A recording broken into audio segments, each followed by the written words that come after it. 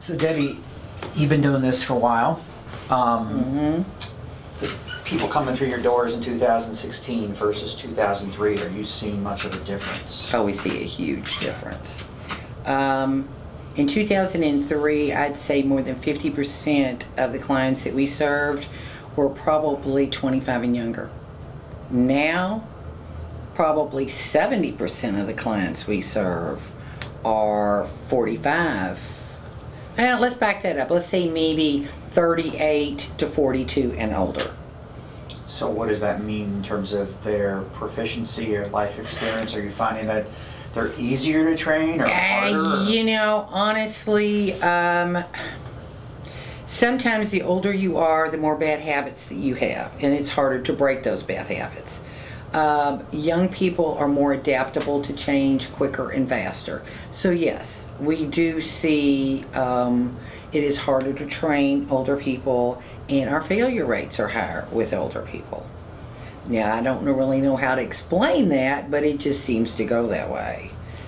2003, the economy was in pretty good shape. Yes. 6 years later, it was a disaster. Yes. Now we're 7 years beyond that and it's coming back. The economic swing change much in your student population in terms of how qualified they are? Or No, it's harder to find qualified people today than it was then. Right now, we're looking at having to pass a drug test, which is huge. And now the trucking companies are not just doing a simple drug test, they're doing hair follicle testing, which completely changed the scope of things. We're looking at people that have a lot of background issues, and it's not necessarily severe felons. It is domestic violence issues. It seems to be very rampant today. So right now we're having a hard time working around background issues and employment issues. Employers want someone who has had a steady history in their work history. And we're not finding that with the people today. They have jumped from job to job to job. Now, in their defense, sometimes it's not their choice. Right. Because a lot of your jobs now are warehousing jobs. You know, they're temporary jobs. You go in, you do it 6 months, you do it a year, and the job goes away, and you have to move on to another one. So I think that's a lot of it there. in terms of what your students are learning, the video you show is probably from 2003. Oh, it's old. Or before. Yeah. But what they're learning, is it pretty much the same, or because the trucks have changed so much technologically, once they get in the truck, it's going to be a big change from what somebody faced 10, 13 years ago? Yeah, we're pretty much using a lot of the same basic tools that we have used since we started the school. But you know, it's kind of the old theory, newer is not always better in our book. We've had great, tremendous success with the teaching methods we've used, so we've kept them. We've always trained in conventional trucks, I mean, from the day we started the business. And I know a lot of schools used cab overs and older equipment. We started the school out with brand new trucks the day we started. So that's not been a problem with the students to adapt. You know, what they're driving here is what they're going to drive when they go out to a commercial carrier. So there's not a big change. Now, if you were driving a cab over and you went to a conventional, that would be huge. That's like having a football field in front of you. When you were first getting your driver's license, a lot of people, and me and everybody else, were learning with clutches. Yes. That's a thing of the past. Trucks have clutches. Yes, they do. How much of a hurdle is that for your students today? It's a big hurdle for a lot of them. Now, what we find is the people that are living in the rural areas, more country areas, they adapt to the clutches a lot easier because they've operated farm equipment or something that had a clutch. But in your more urban areas, it is completely new to them.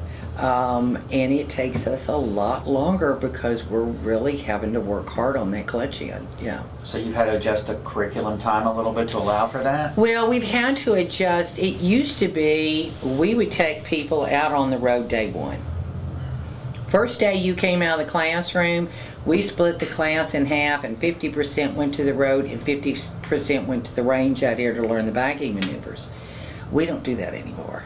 Now, day one, when they come out of the classroom, everybody stays here on the lot. and we run them around and around on a test track, getting them used to the clutches.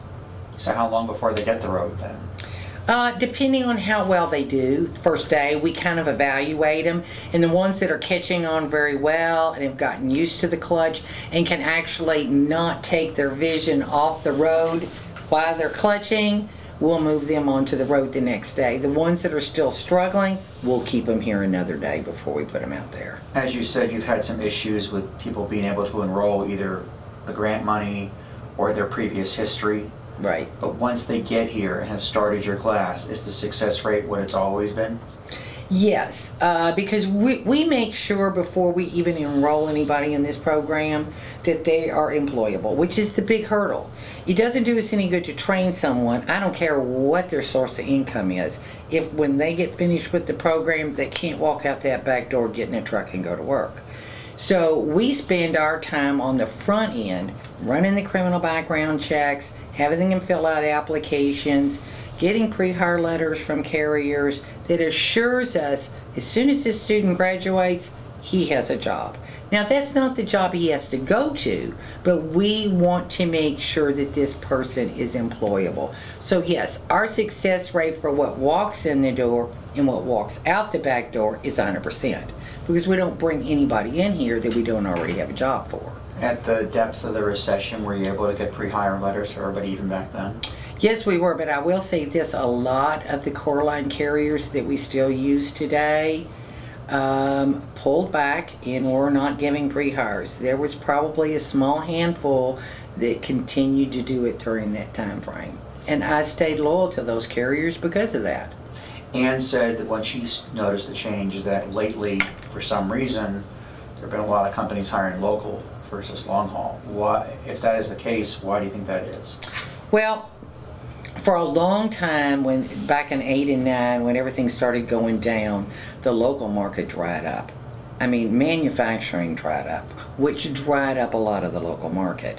Well, now the manufacturing is really starting to come back, and it's coming back hard, which is pushing the local market to open up more. Well, now, because the local market is opening up so much, and it's paying well, and it used to not be that way. The rule of thumb was you had to get an over-the-road job, have that job for 6 months to a year before a local company could hire you because of insurance. Well, now they've gotten the insurance companies to do waivers and bypass that. So you can go right from my back door right into a local job, which you couldn't do before. So if you are married and you've got a wife and you've got a couple kids and you've never been in the trucking industry before and this is your first time to be involved in it, and you're coming through school and you have the choice of getting this job that pays a fair wage and has you home every night with your wife and kids and home on the weekends to, to do your family thing, or you go over the road and you're gone 7 to 10 days at a time and only home for a couple days at a time, what option do you think they're going to take? Which was my follow-up question. Is this hurting long haul hiring now? It is. It's hurting them bad. I mean, my long haul carriers are coming in here and they're going, what can we do? What can we do? What can we do? They're upping the ante on benefit packages. Some of them are giving sign-on bonuses. I mean, we're seeing them do a lot of different things, but the problem is, as long as the local market continues to have these jobs available, it's hard for them to compete against it. I don't think there is a solution to that. You miss driving yourself? No. No, not anymore. Well, I like what I do. I like being able to help people and do it at this end. and you like the rewards of them thanking you and coming back? And Well, not everybody thanks you and come back, well, sir. not everybody. But you know what? When you work with that client from the beginning all the way to the end, and you knew when you started him, he was going to be hard to get employed. He had some things he had to overcome, and you were able to get him some job opportunities. He went through the program very well, and he was successful and came out the back end, goes to work, and a year later he pulls onto my lot in his truck. And he comes in here and he hugs me and he says, I just want to thank you. You know, if it weren't for you, you've turned my life around. You know, now I'm married and I've got a kid and I've got a house. And, you know, and you realize you made a difference in somebody's life. You know, you did the right thing. You helped them. You got them where they needed to be. So in some ways, this has to be more rewarding than driving was, because driving, you're not going to have some client hug you for bringing the load of potatoes or whatever it is. Not going to happen. You think you're going to do this forever? No. No timetable? No. Boy, you're asking a loaded question there. I love what I do, okay? But there comes a time, I think, with everybody where you feel like you've been as effective as you can be. And I think it's time for a younger group to come in and start doing what I'm doing. You know, that maybe can relate to the youth of today a little bit better than I can. What do you do for fun away from this? You must do something. I'm a hunter. I love to hunt. I love to hunt. That is my thing. Particular? Deer. I'm a deer hunter. And season starts mid-September and it goes all the way through till January. So right now, that's all I think about. So is how much time can I get in the woods? Are you scarce around here in the fall? No, I try to work around it with my schedule. I'm a business owner. You know, you don't get to get up and leave when you want to. You don't get to call in and say, hey, I'm not going to be But there. you're the boss. Yeah, well, it doesn't make any difference. The boss is also the one that's in here on Saturday weed eating and spreading gravel and removing snow and doing what needs to be done.